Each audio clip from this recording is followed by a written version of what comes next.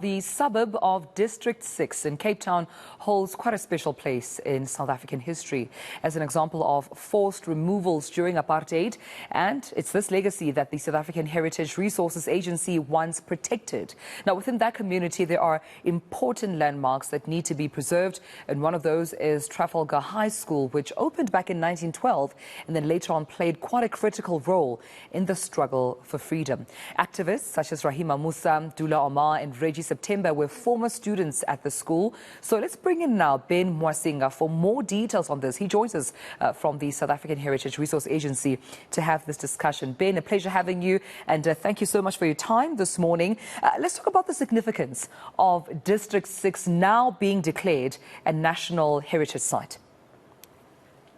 Good morning to you and all your viewers. Yeah, as you said correctly, District 6 is one of the most important landmarks in South Africa.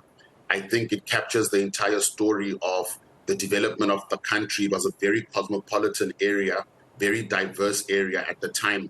And of course, it speaks to the brutality of the apartheid government when the community was ripped out during the forced removals and declared a white-only area.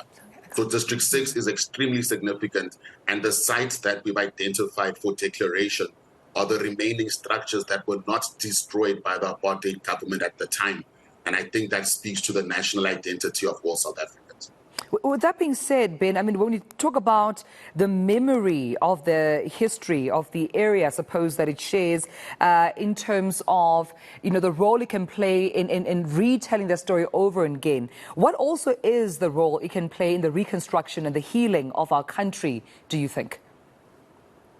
No, it's very, very important. And I think that's a good question that you're asking, because when we declare sites, of course, we want to conserve the memory of what took place so that future generations don't repeat those mistakes.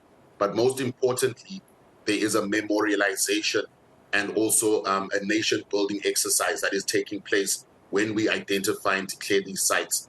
In South Africa is a very unique society in that you have District 6, but that is also linked to Sophia Town and other areas that experienced a similar trauma of forced removal.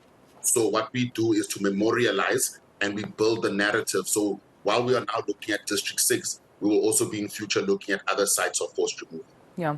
And also I know that, some former residents, not only celebrate the area, but feel a sense of responsibility in retelling those stories, but also equally important, Ben, I'm sure you would agree, in means such as art, such as schools, religious centers remaining there.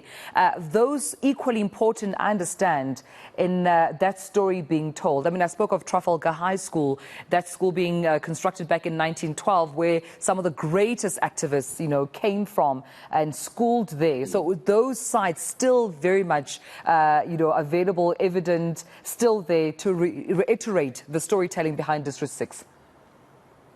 Absolutely. And as we said, they have now become monuments that tell the narrative of District 6. And I'm glad that you mentioned that the former residents, because District 6 is very unique in that a lot of the people that were impacted by the forced removal were granted a restitution by the Land Claims Court. So they will be actually returning back to District 6. And that also in itself is part of the healing process. So there's a very active community within District 6, a community that will be returning. Public housing is going to be constructed for those individuals. But as you said, Harold Cressy School and Trafalgar School, the alumni from that school, played a significant role as anti-apartheid activists, and they were quite pivotal in granting us the freedom that we have today. District 6 Museum has continued to narrate the story of this, and they were very active in this process as well. In fact, they were the original nominators of these sites a long time ago in 2006. So the community is still very active. What we have as well is a very active society in Cape Town, a very active conservation society, and other sites such as Borkap, District 6, even Rocklands in Mitchell's Plain, they are all linked to this site. So it's very, very significant, and it's quite an important declaration for us. Yeah, and just speaking of that significance, before I let you go, Ben, was there ever a threat that District 6 could have been a neglected memory? Hence the importance of ensuring that that doesn't happen by, of course, constituting it and making it a national heritage site. Did you foresee, I suppose, as an agency, that there was a threat looming, that it could have been, neglected? But before that happens, preservation had to come for, and declaring it that heritage site was equally important. Absolutely. And most importantly, I think you'll note that before this process, or a number of years ago, District 6 was actually called Zona Blue. Yeah.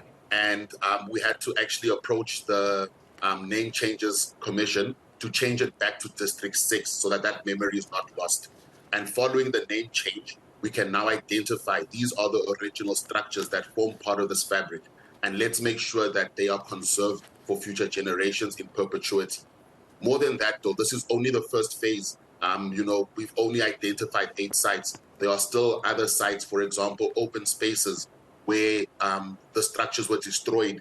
And now it's our job to interpret those spaces, to commemorate those spaces, to put signage so that anyone who comes to the site knows exactly what took place within this area. Well, I appreciate you speaking to us about this, especially on this day. Ben Mwasinga, thank you so much for your time. South African Heritage Resource Agency, as Ben Mwasinga joining us, of course, to talk about the significance of District 6 being declared a national heritage site, but also, all the memories and the history that District 6 possesses. And I suppose not only for this generation, the former residents, but also for future generations to come, so they don't, of course, forget about, its place in history and the place that District 6, of course, holds in South Africa.